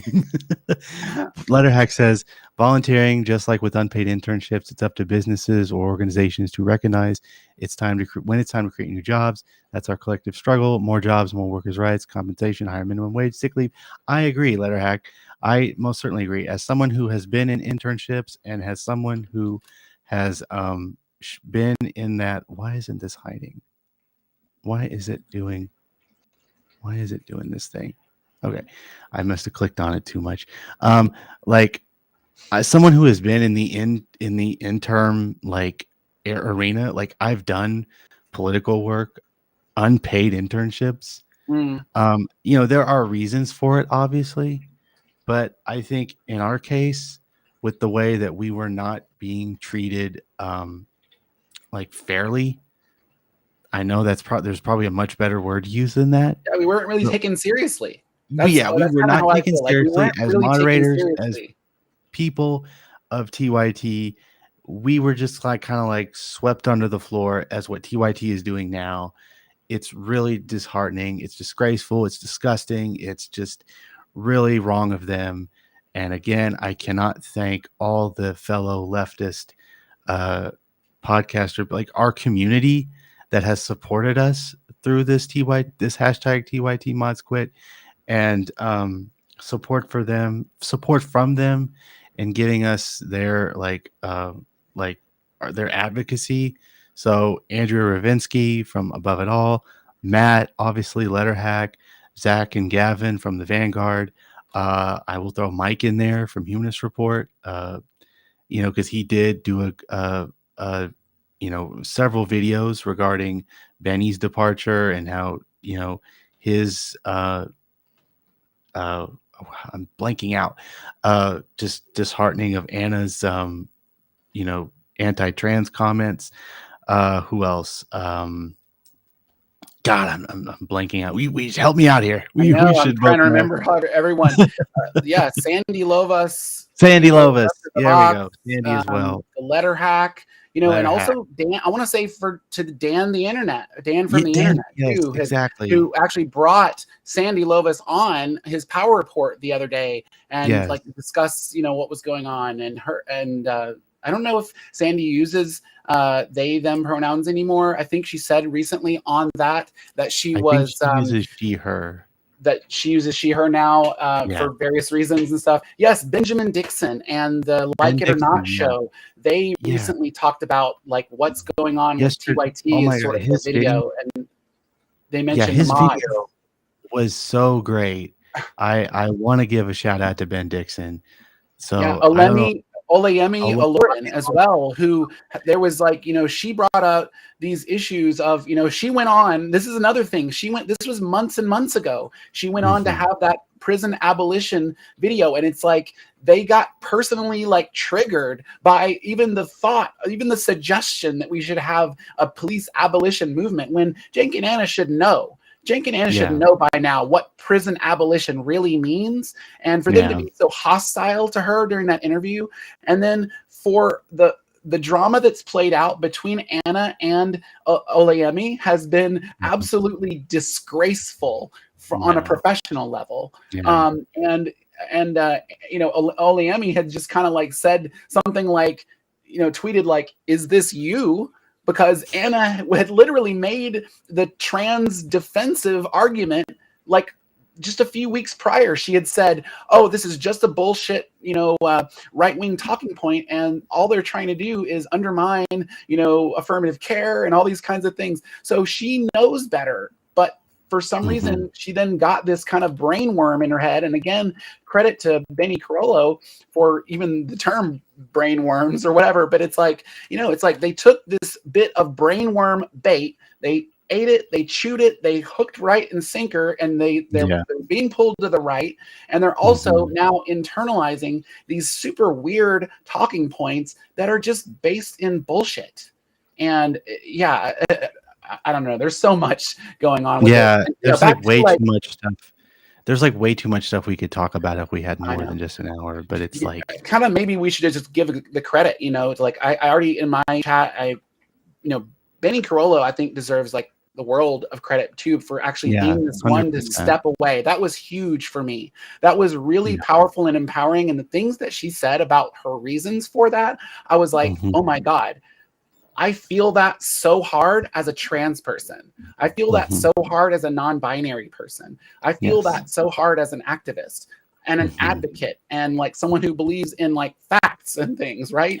And I don't want to miss anybody. Olayemi, the Letter Hack brought us, when we did our collective action, when we started our hashtag TYT quit, when we submitted the letter, and when Forbesilla got banned and all this stuff, the Letter Hack immediately came and said, let's talk about this. This is happening to my friends. This is happening to people I know. This is happening to my community members, because a lot of us hang out in all these other spaces too, right? Oh yeah, we're part of those communities as well. So the Letter Hack brought us on immediately to interview us. Sandy Lovis immediately put out her video over the weekend. And Sandy, y'all go follow Left of the Box on Twitch and Twitter too, because Sandy has just crossed like 5,000 subscribers, and that video did really well. And guess what? That video was completely off the cuff. Sandy normally does scripted content, but she did an immediately just off the cuff, off of her heart and mind response to the TYT mods quit movement, and gave her thoughts. And that was just, it like really makes me, it like really heartens me. It like makes me feel supported, which was the opposite the way that I felt from TYT. Then on that Monday after that weekend, yes, Andrea Ravensky, she covered her other stories like she normally did, but she read our letter word for word on the air and talked about it. She welcomed, us into her stream. She gave that the attention that it deserved. And actually, literally that day, Andrea had a lot going on. She has not left her house because of COVID things. And people are saying COVID's over. I was actually listening to her show this morning. She has some of the best COVID coverage around. No one's talking about COVID. Andrea Ravensky, has like, what am I trying to say? It's just like more vulnerable, I think, to this kind of thing, and is very aware and is very concerned and scared about, reasonably so, about COVID, and literally was being like forced in a way to, as she described it, to leave her house. And I think it was because she had to get her dog to get a shot because she was going to be in mixed company recently, something like that. And she like had to take care of some stuff in her family. But even she was in the damage report that Monday morning. She was in Dr. Rashad Ritchie, Indisputable TYT, that morning in the chat saying, you should read the letter. You should read the letter. Is this how you treat your moderators? Are you trying to go out? All this kind of stuff. So these are sustained efforts. So huge shout out to Andrea Ravensky, and also for, like I said, cluing me into some of these other kind of things. I also want to just read, because I said it before, but I want to, list the names of the people part of this movement. If I'm leaving anybody out, like who might not be on the letter, like Baked Riemann Zeta, and other people who have left, like Rain, who weren't on the letter. But I just want to read this into this letter. Of course, if you could probably share that beginning, but I'm not the leader of this movement. This is a collective action. Yeah. Lindsay Raw, who goes by Left-Leaning Lindsay on Twitch. I'm just typing out a shout out right now. And also, Left-Leaning Lindsay, I think, said this morning that she's going to be creating a new channel on YouTube about like what she's learning about, care and things like that. So follow Left-Leaning Lindsay on Twitter and on Twitch and see what she's doing. Adrian Vixen as well. Adrian Vixen is amazing. She's here in chat right now. She's over in your chat, I think. She's a freaking like Twitter and Blue Sky wizard and everything, and worked so hard for TYT and was struggling too. I don't want to like go into anyone's business, but was struggling. But still showed up for the TYT network and was modding like 8 hours a day, was modding show after show after show to keep the, community safe. Roller Dragon, who now mods for the Surfs TV, and mods, I think, for even some other channels, and did a lot of stuff for TYT as well. Is really, I think in the Like It or Not community, is in the Benjamin Dixon community. Goddess Four Winds has not been able to speak up. RC Chick, thank you for chatting. Welcome in, y'all. Thank you for the recent followers. Goddess Four Winds has not been able to be a part of this conversation at all because she's had computer problems. She's had this all along. She's not wealthy. I don't think she's on a fixed income, and retired and things like that. Heat is going on right now and stuff like that. So unfortunately, she's not been able to be a part of this conversation, but she was a huge part of this movement. And actually, Goddess Four Winds was the second YouTube moderator. She was added as moderator right after I was. So me and Goddess Four Winds, I actually called her on the phone yesterday to check up on her and like kind of fill her in on what was going on. I called her on the phone because that's the only like avenue of communication she has right now. Goddess Four Winds, we've been through some shit together. Yeah, we have. Yeah. And I'm sure everyone in here, you know, I'm sure other mods and stuff can speak to, you know, Goddess Four Winds, you know, and everything too. And I want to go on here.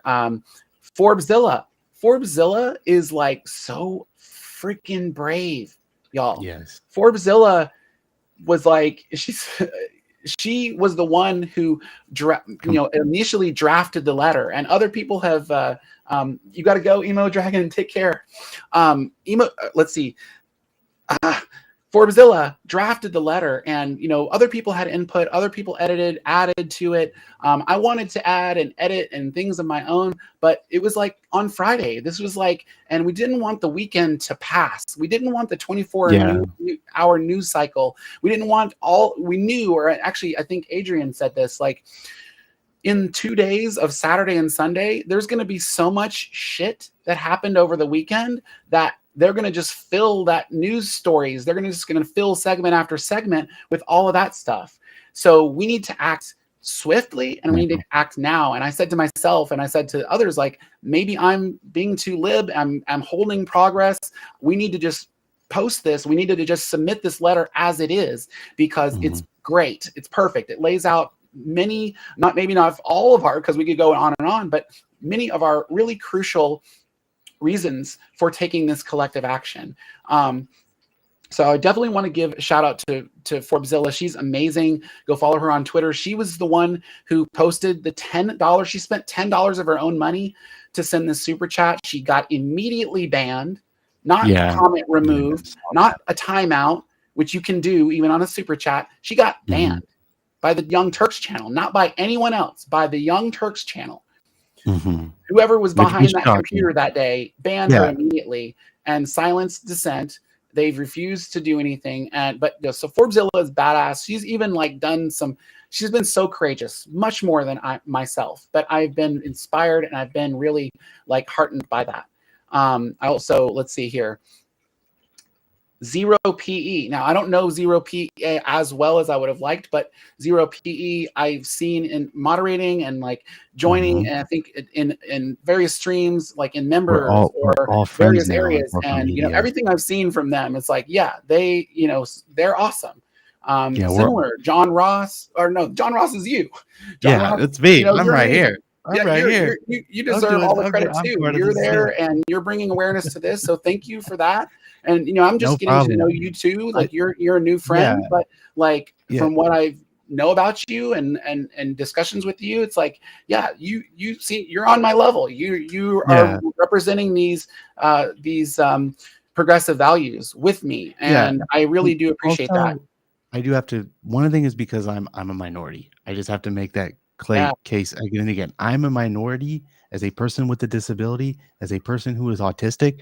I like reaching out to other groups, friend groups, what do you call it, parasocial groups, whatever. I like reaching out to other fellow minorities who are trying to make a difference, whether it be persons of color, whether it be persons who are transgender, whether it be persons who are women, persons with disabilities, or if any other group of that nature, I try to reach out to and try to see their point of view, if that makes sense. But just had to point that out. Just sorry to interrupt you, but go on. Not at all. And I was just putting in my own chat and yours, intersectional solidarity, right? Yeah. Where is the intersectional solidarity from TYT? They're too comfortable. Before I get too distracted, I want to keep going on and read John G. Yeah. John G, you know, wasn't a part of Friday's action, but John G, when he saw what was happening, when he saw the way that TYT was treating this action, when he saw the reasons why we were doing what we did, he immediately said, I'm signing on to this because I cannot in good conscience. I think that was the Discord message that he sent and wanted me to relay to people. He cannot in good conscience, and I feel similarly, stay and remain and represent this network that are, you know, turning away from our values. And I want to also highlight Spectrophonic.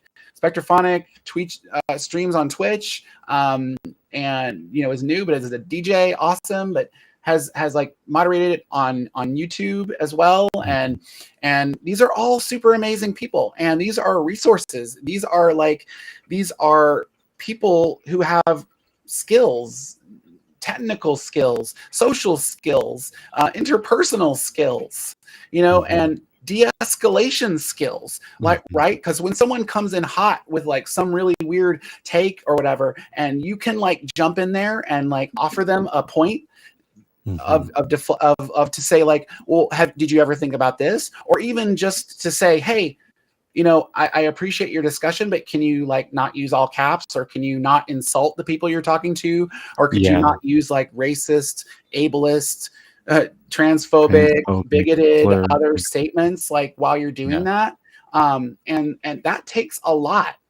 That takes a lot to do that. And I also want to give credit to our other moderators who are still with TYT. This has been a bit of a schism. I know people are feeling conflicted and stuff like that. And moderator love, mod love, because they really are amazing. Yeah, and I also want to give it, before I forget, I also want to give a shout out to TYT Army, specifically in Texas. Oh my God. They have been going through some similar issues. They themselves have posted their own similar letter. So this is it's not only us, it's everywhere. It's every group associated with TYT that has been going through these problematic takes on the part of the network as a whole. So I just want to make that clear. Want to point that out before we wrap up. That letter was deleted. Yeah, that letter was posted by TYT Army on Twitter, and they deleted it. I'm guessing that was because it was posted by a volunteer, and it tagged a lot of that's actually something I haven't had the courage to do, is to tag all the hosts directly and individually. I've mainly been tagging like the Young Turks and TYT Live to urge them to read the letter online. But TYT Army tagged all the hosts. They did hashtag TYT mods quit. They said, I stand with Benny, and all these other things. And it got taken down, but not before the screenshots. There's a screenshot posted, and I've retweeted this, so check it out. TYT didn't really realize people could take screenshots of that before they get deleted.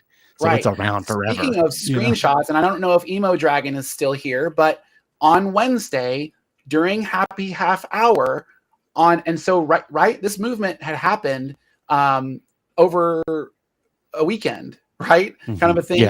And on like a Wednesday ago. So the very next Wednesday after this, big, thing, Brett sent out some kind of a tweet to some, in response. I can't remember exactly what it was in response to. Yeah. But it was saying something like, and content warning, like, if you have it's not about whether you have a penis or a vagina. It's about whether you're being an asshole. And if you're trying to harm the movement by being he basically parroted some of the same shit that Jake was saying. If you're trying to undermine the movement by, criticizing then you are being the asshole. That's just cocky bullshit. I'm sorry. I don't mean to shout. He deleted that tweet, and I actually gave him. I give him credit for deleting that tweet. Actually, and some other people tried to come at me with some bullshit, and I said, you know what? Credit on Brett for deleting that tweet, because that was a garbage tweet. Yeah, and it really added fuel to the fire, and it also shows where your allegiances lie. Yeah. And it also shows. Back, I'm sorry, I could go on and on. And I know we're over time, and we're almost like going on 2 hours now. But like, Brett and also the beta bus. Do y'all remember the beta bus segment that was on TYT? It hasn't been on there for a really long time. But I fucking hated that beta bus segment. That is such a crappy. They tried to use a term that were popularized by Jesse Lee Peterson, one of the most garbage humans on the planet, espousing some of the worst toxic garbage. And they're trying to, let's see if we can co-opt this language from the right and call them the beta, then somehow we're being funny, somehow we're being cool, somehow we're being edgy, and it's like all in good fun. Well, no, it's not all in good fun. No, it's Cafe not. Pax, absolutely. That term beta is ableist, it's sexist, it's classist, it's transphobic, it's misogynist, it's wrong on so many different levels. It takes this like weird theory of like dogs, which I don't think is even really accurate anymore, about like the alpha pack leader and all this stuff. There's been, you know, conversations about why that is all bullshit, right? The alpha, the omega, the beta, the gamma, all these other kind of things. A lot of that comes from, what is it, Brave New World, which is about this like terrible dystopia. So why are we using these things? Why are we co-opting these garbage rightist, you know, things and trying to like use it? It harms our own community. And that literally the night that the Beta Bus segment debuted, I went into Happy Half Hour and I voiced a little bit of dissent. I didn't want to ruin the mood of Happy Half Hour. It's supposed to be like a distress time, right? Yeah. Distress time. But it was like, I was like, he asked specifically, hey, what'd y'all think of the new Beta Bus segment? I said, I love y'all, but I hate the Beta Bus segment. And here's why. And it felt like that took a lot of like, you know, deflated or whatever, or just like, oh, well, you know, you're entitled to your own opinion and stuff like that. But a lot of people were just like, oh, I love it. It's so funny. It's so great. I see no problem with it whatsoever. And that's the kind of, that's also what I'm seeing with this TYT hashtag TYT mods quit movement, is that people are coming to the defense of TYT when TYT is not coming to the defense of them. Yeah. Andrea put it this way too. It's like they're taking advantage of parasocial, and this is a new term to me, but they're taking advantage of parasocial relationships and our amount of like care for that community and like these relationships that we think that we have with these people to get free labor. Yeah.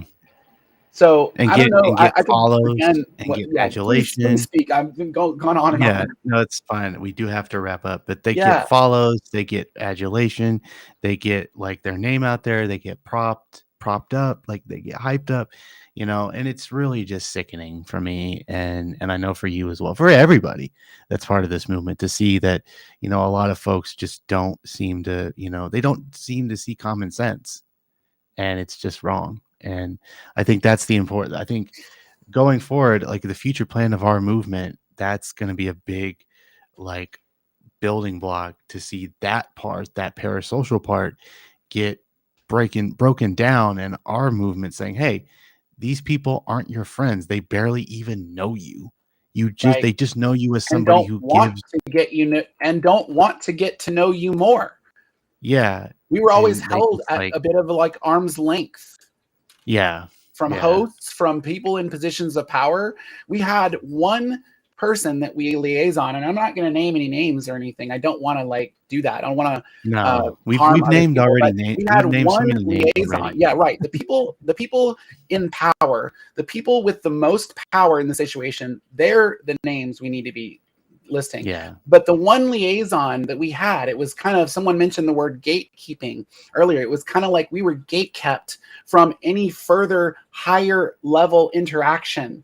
And of course, we could always tweet or interact or super chat at the hosts and things like that. Occasionally we would get something read out on air that was included our name. Like I tweeted Cenk, or I think I'd sent a super chatter before Member Milestone message, and I said, hey, it's my birthday today, you know, give me a shout out. And they would, but it wasn't something that they went out and said, you know what, these are people who are really, really serving our community. They're coming to bat for us. And they're, and here are their names and stuff like that. Yeah. Again, just one last note on that before we leave. I want to say, like, Ana and Cenk's also response, like Cenk said something about, he alluded to the fact that there were some moderators who left. He didn't actually even say how many moderators left, but he said something about, hey, look, there were some moderators who've left over a principled stance, and they did so. And he, again, it was kind of like this, oh, well, I wish them well. You know, and they don't hate it. He kind of, and I actually like that he said this one little part, he said, don't hate on them, because they are actually standing up for what they think is right. They're taking a stand. They're living out their values. But did he read the letter on air Hell no. talking about our grievances No. on our things? No, he I'm didn't. so He fucking pissed didn't. about that. Yeah, so am I, and it's just And they really still refuse to do so. When they it's all literally 2 refuse to do pages. it. I keep going back to Trump. You remember, like, fucking treason didn't want to read anything over 2 pages. This letter is less than 2 pages, and yet TYT won't take a social break to read our grievances out to the community. Because you know why they won't do that? Because they probably know that their community would be like, yeah, that's right. Yeah. That's because right. We've the all community objected for all those same reasons. Yeah. And if you don't actually have some restorative justice around this, we're not going to stick around. So, which is weird, because if they had just from the beginning addressed this directly head on, if they had, for instance, with Benny's Why I Left TYT, if they had said, you know, Benny, we respect your decisions and whatever you decide to do, you know, we going forward, we completely understand. And we are torn up about this. We hate to see you go. We would love to see you stay. You have brought the voice of this community to our network where we didn't have it before. And again, Sandy Lovis did this too. They could have reached out to these people and retained them to make an effort to say, no, let's make this right. Let's figure this out. Cenk and Benny had a phone conversation, but then just was gaslit and was like, oh, well, I don't really think that these facts and these things that you're presenting to me are true, you know. And also there was a problem with that being a private conversation because the community didn't get to see that. But then again, they just kind of like were trying to hide it. When if they just came out and said, this is what's going on with our community. We know we have some things that we've said. I'm looking back into that, and I don't want to make any definitive statements like Jesse Singal isn't transphobic until I like learn more or whatever. And I will be addressing this within the next coming days about like what I think about this and things like that. Or we're gonna have Benny on for a conversation with Ana and Cenk on a main show. They could have done that. They could have made those decisions. They could have had Benny Carollo, Sandy Lovis, and Cenk or Ana or whatever on a power panel. Or whatever on a Friday to talk about it. But they made the decision not to do that. And they're continually making the decisions not to read the letter on air.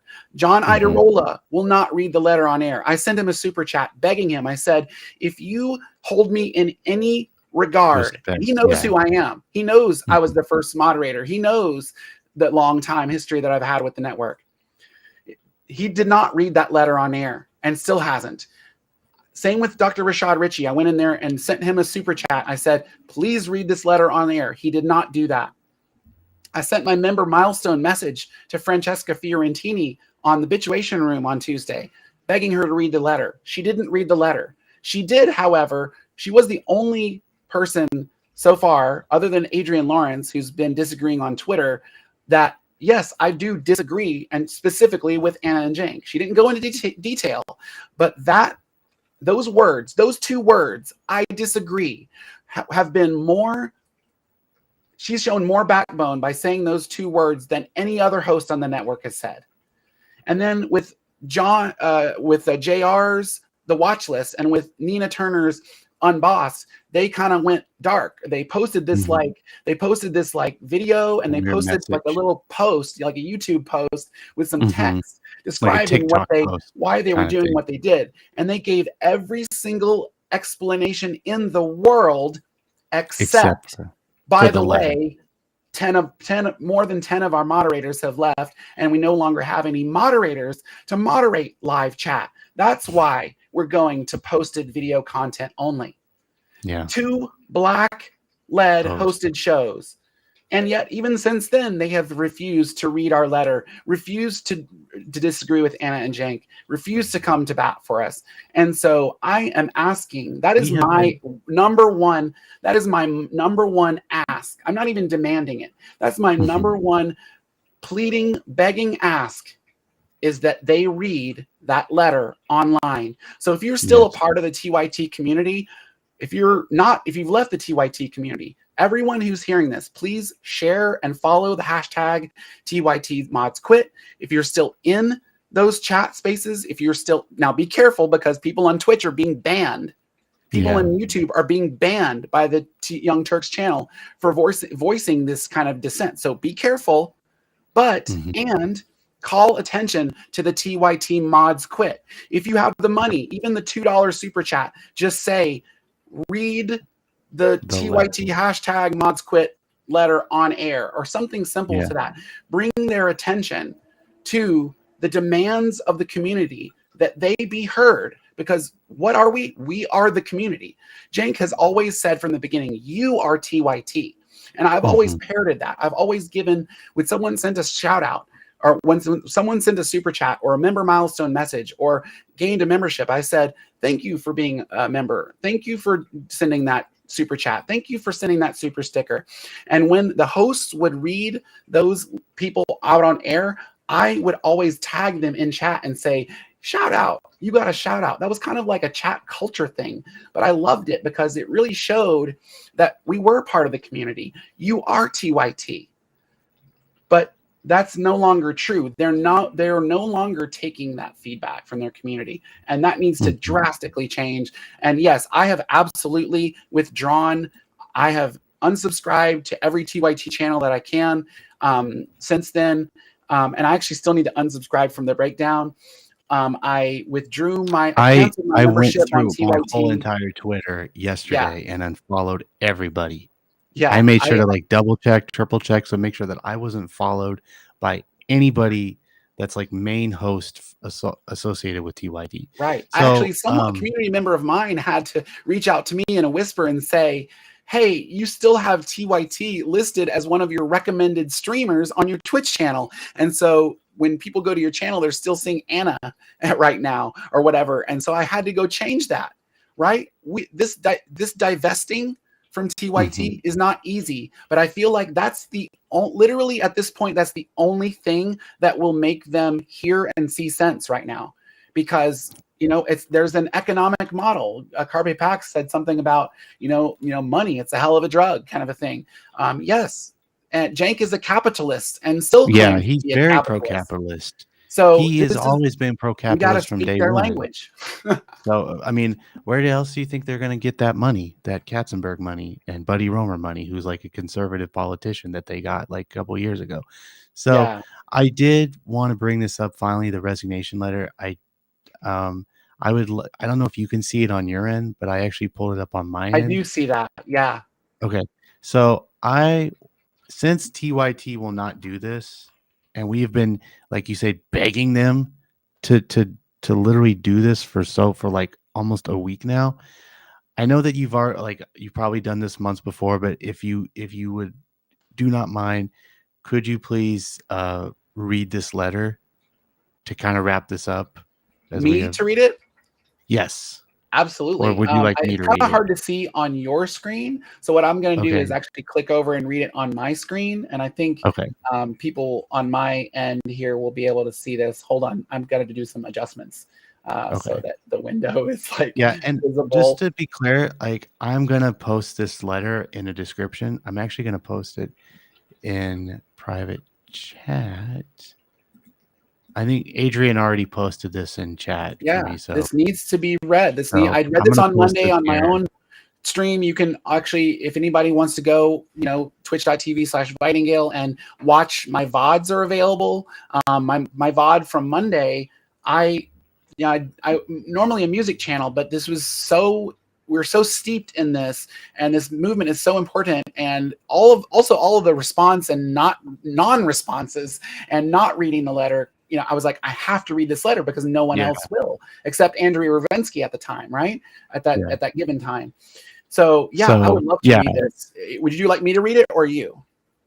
Well, actually, I could read it. I know I haven't read it. I have no problem reading it, and I have done before, and I can do that if you would like. Sure.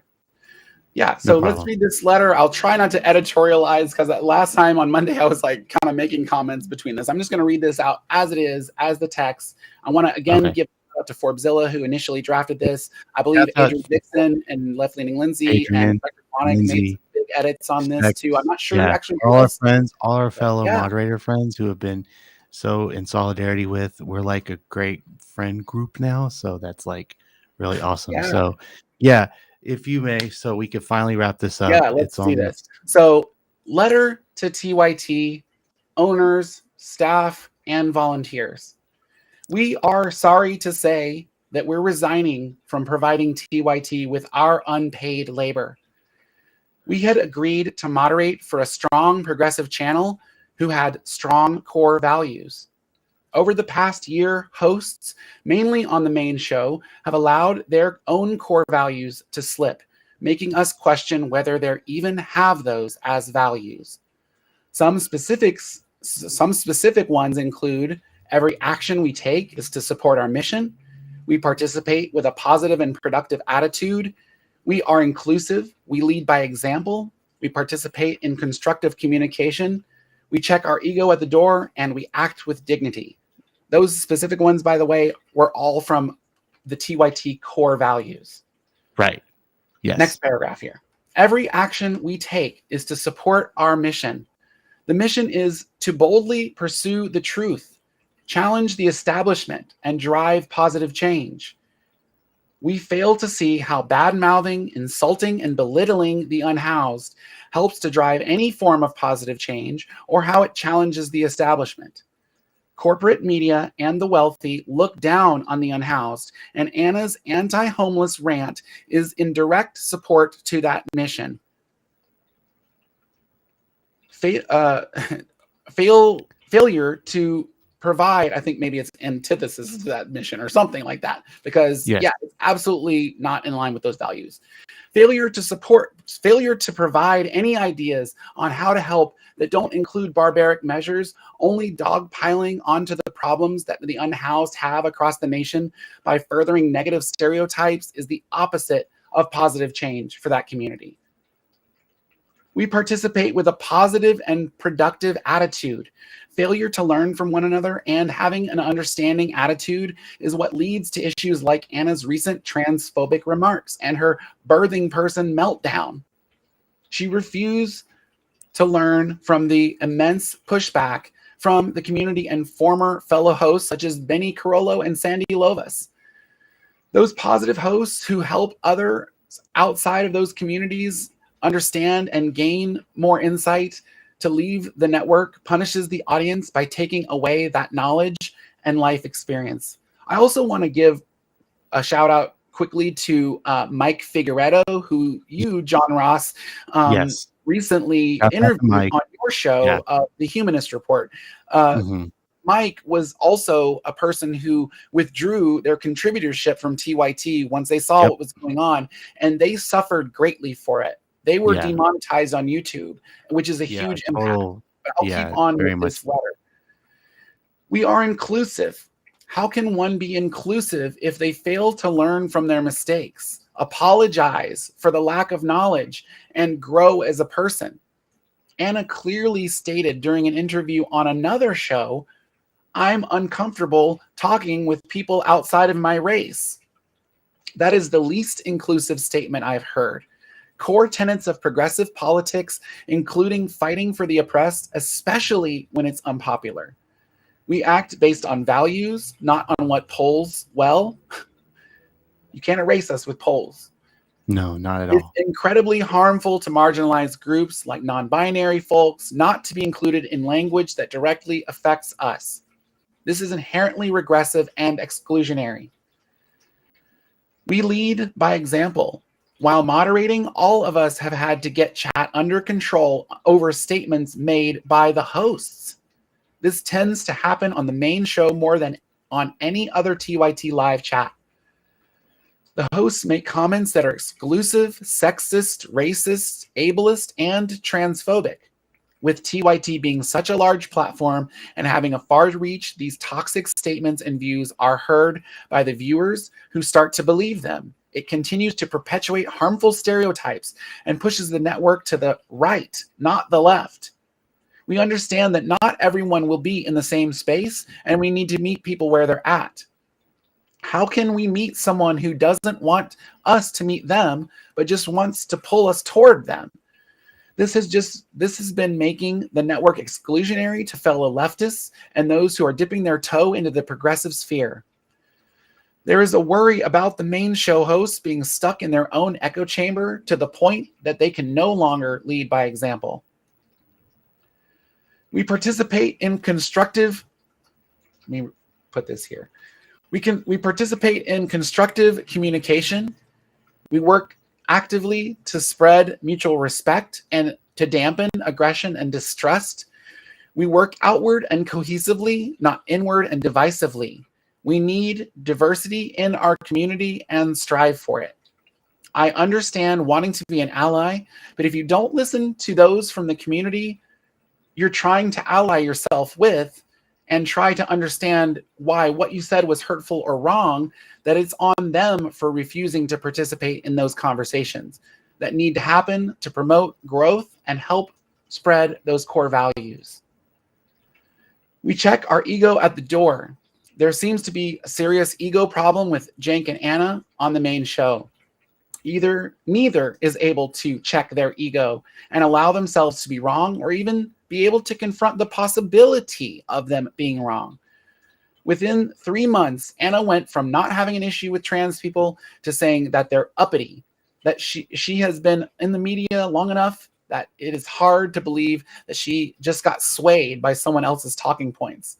Despite this and the pushback, she gave the saddest non-apology, absolutely, that was only lacking an ukulele. Shout out to Forbezilla who wrote that line, by the way. And which is funny because I play ukulele.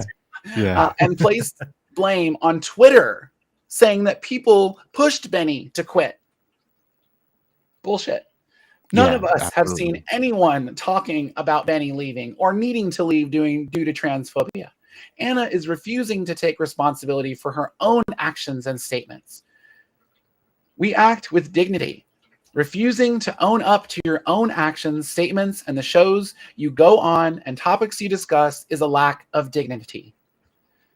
If you want to go on another podcast and state that you don't like being around or talking with anyone who isn't white, but you refuse to say it on your own show, you have no dignity and don't care about the communities you're talking about.